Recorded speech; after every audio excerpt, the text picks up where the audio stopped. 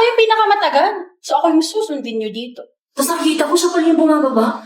Naku, bantayan mo yung asawa mo. Baka mamaya maghiwalay kayo dahil dyan. Para sa lahat, parang kayo lang po yung kumain ng isang tab. Judgmental ka, nakita mo bang ako kumain ito?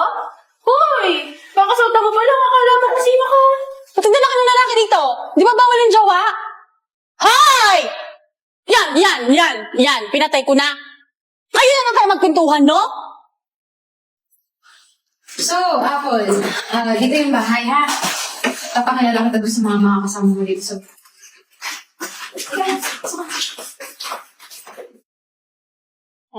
ito pala si Pao. Yan, si Pao. Matagal na yan dito. Yan yung pinakamatagal dito. 6 years na yan nakatira dito. Siya na lang umalis na lahat. Siya nandito pa din. Mabait yan. Dito naman tayo. Tapos, ito pala si Chris, tsaka si AR. Yan, mag-asawa yan. Kaso, alis na ata sila dito eh. Tuloy ba? Sa katapusan, no? Nag-iisipan pa namin. Anyway, ayun, mag-asawa sila. So, sila lang naman yung mga kasama mo sa bahay. Papakita ko sa'yo yung banyo, yung kwarto.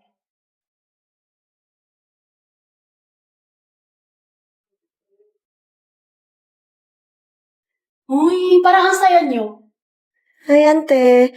Sira po ba yung AC nyo? Medyo mainit po kasi. Mukha ba ako electrician? Upuan ko to, girl. Kakasalta mo lang. Lumipat ka dun. Ako dito. Walang upo dito. Ako lang. Dun ka sa kabila.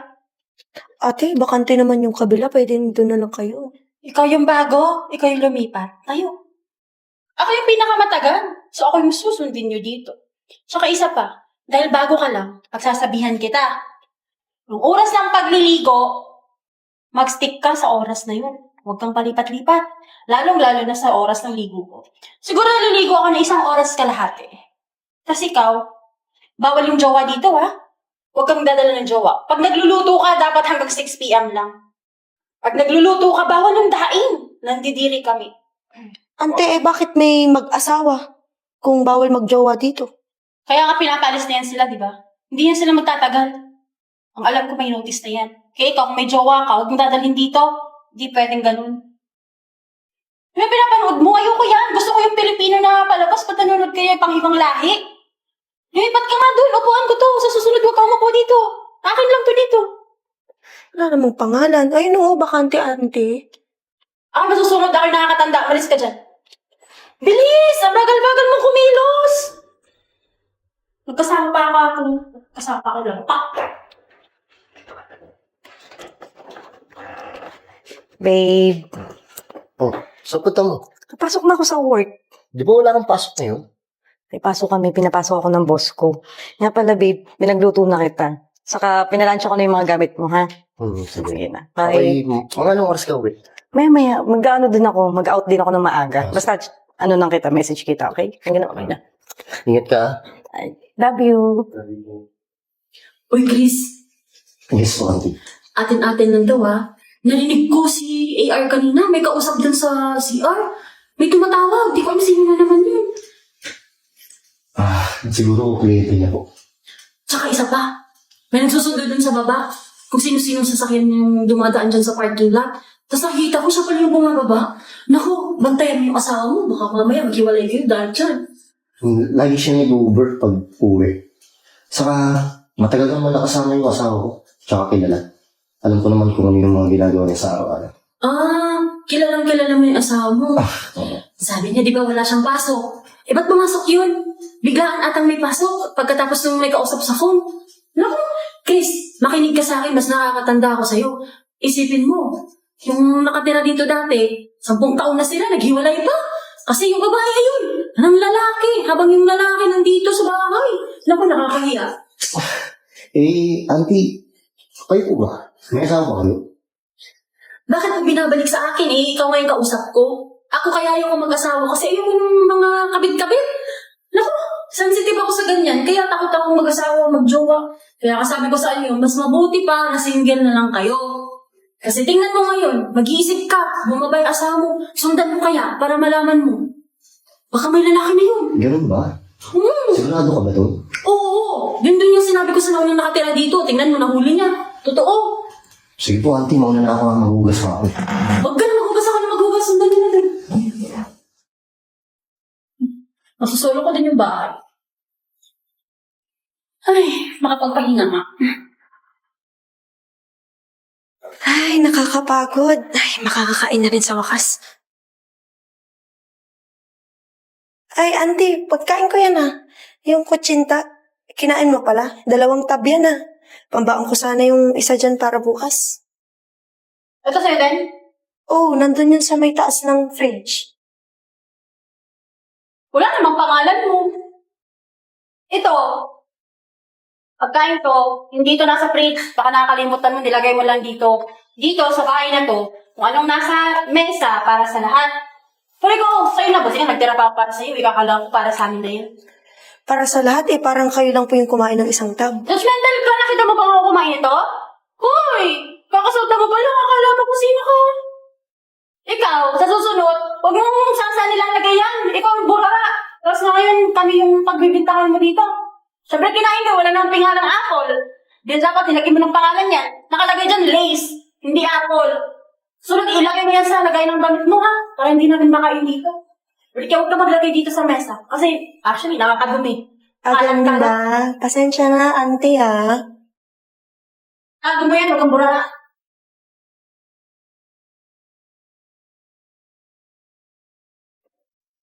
Oh, Day, naabutan din kita. Naantay talaga kitang lumabas kanina sa CR. Bakit naman? lang. Alam mo, si Apple yung bagong salta. Pakaramdam ko may sakit yun. Ano naman sakit niya? Kapi-kapi. Ano yung ibig sabihin mo? Kasi, habang nanonood kanina yung asawa mo, si Chris, nilalapitan niya, pinatabihan niya dun sa sofa. Ay, laki-laki naman ng sofa natin. Para naman sa lahat. Yung akin niya, ino-offer pumukupuan niya, pero hindi siya pinag-room. Pakiramdam ko, nilalandi niya yung asawa mo. Sigurado ka ba dyan? Baka namang hindi siya malandi. Sigurado ako, hindi mo kasi siya nakikita kasi pang night duty ka. Ako lagi ko siya nakakasama dito. Alam mo naman, ako-work from home. So, dito lang ako. Kabantayan mo yan si Chris. Maraming naghahiwalay ng ganun. Kasi yung kabit kasama lang sa bahay. Kaya ikaw mag-iingat ka. Sayang. Ang ganda mo pa naman. Bet na bet pa naman kita kay Chris. Sige, kakausapin ko yung asawa ko. Oh, sige. Sige na, magbanyo ka na. Mamaya na lang. Bagay. Pasok. Ito na yung bahay niyo na. Sakto, wala masyadong tao dito ngayon. Hoy! Nandito pa ako? Ba't nagdala ka ng lalaki dito? Di ba bawal yung jowa? Tsaka ikaw na hindi ka pa namili ng... Diyos ko Lord, ang kabataan ngayon. Nagdala ka ng boyfriend, baka mamaya, mawalan tayo dito. Alam mo namang maraming alasing mag-asawa. Baka mamaya pumasok pa yun sa kwarto ko. Auntie, bakit alam mo na maraming alahas yung mag-asawa? Ay, syempre nakikita ko, ang tayo ko na silang kasama sa bahay, no? Sige, ikaw, magjojowa ka naman lang. Ito pa. Uy, fake to, no? Ikaw tayo, naku, Diyos ko, Lord. Ikaw, Apple, magjojowa ka naman lang, dun sana sa taong matino. Dito pa, lulukuhin ka lang nito. Mamaya, pag alis ko, mamaya, anong gawin sa'yo nito? Baka mamaya sabihin nila, hindi kita binantayan. Teka lang po, madam. Mag-aayos lang po ako ng internet niyo. Tinawagan lang po ako ni Mama Tsundo ako sa baba. Hindi po kami magjowa. Ba't di mo sinabi agad? Auntie, ang dami mo nang sinabi. Bahala ka sa buhay mo, Apple. Sige, ito po yan. Ano ba yung ano yun? Ay, naku, delikado yun. Alam mo ang mangyayari dyan? Alam ko ang Naku, hindi. Hindi na mamatay yan. Alam mo yun. Yan Hindi mo, ang pulis, Hindi mo huli yan. Naku, parang ano. Parang ano yun eh. Dali, takbo. Hindi ko naman, Hoy! Yan. Pinatay ko na. Kayo na lang tayo magkwentuhan, no? Alam niyo ng panood eh. Alam niyo na palabas. Nakakairita yung mga boses niyo eh. Hindi na. Na-excite lang naman kami. Kaya nga. Tsaka mas nakakairita po yung pagsigaw mo. Magkakalapit lang tayo, Mas malakas. Bakit di ba kayo nagsigawan? Hindi, nag-enjoy lang naman kami. Hindi naman siguro bawal yan, di ba? Ang ingay, nanunood, dapat ganun lang. Hindi nang nagsisigawan kayo, yung uunahan niyo pa yung palabas. Dahil kayo na lang mag-director dun sa pinapanood niyo. Auntie, lahat na lang napansin mo. Ano? Ba't hindi ka na lang po siguro makihalubila sa amin? Para naman lahat tayo masaya. Baka pwedeng mahirap yung remote. Masyado mo gano'n, nag-enjoy pa ako eh. Tama. Ano ba? Patayin mo yan! Ano ba ang problema nyo? Ako yung yun ba? Ba't ginagawa niya may asawa ko? Bakit ikaw ba yung lalaki? Patayin mo yan! Nangingingay mo! Sinisiraan mo kami mag-asawa. Sinisiraan! Nakikinig ka naman! Nasa Bakit iyo ikaw yan! naman, di ba? Kung ano yung pinagsasabi mo eh. Kita mo, mag-usap kami. At saka bakit lahat ng bang issue dito, ate? Pinapakialaman mo, auntie? Lahat ng pagkain dito, kinakain mo rin.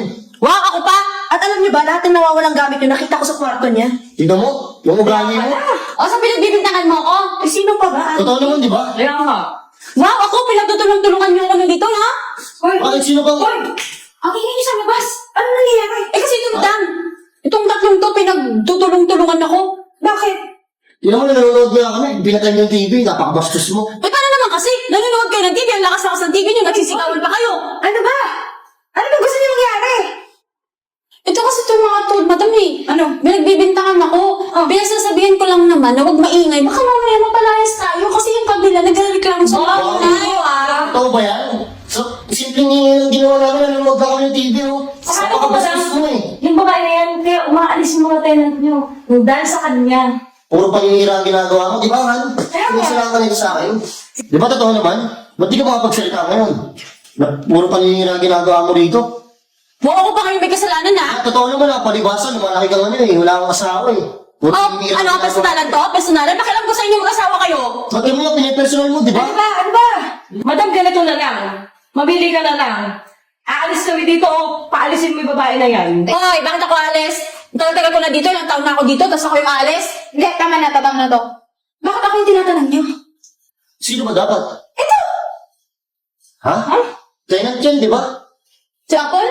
Tenant ka, di ba? Apple? Hindi mo ba sinabi sa kanila? Hindi.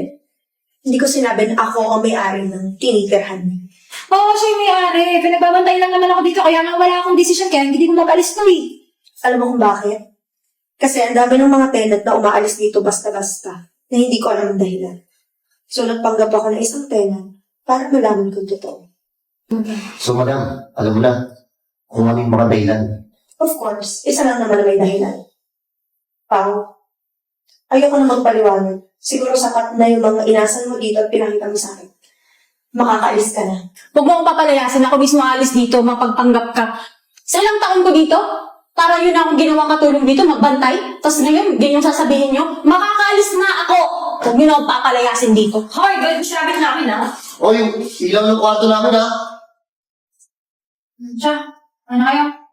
Madam, thank you, ha? Magstay kayo dito. At saka bababaan ko yung upa ng bahay para sa inyo. Thank you, madam. Thank you. Sige na, bye. Ano ba tayo, syempre? Kaya nga, stress ako dun.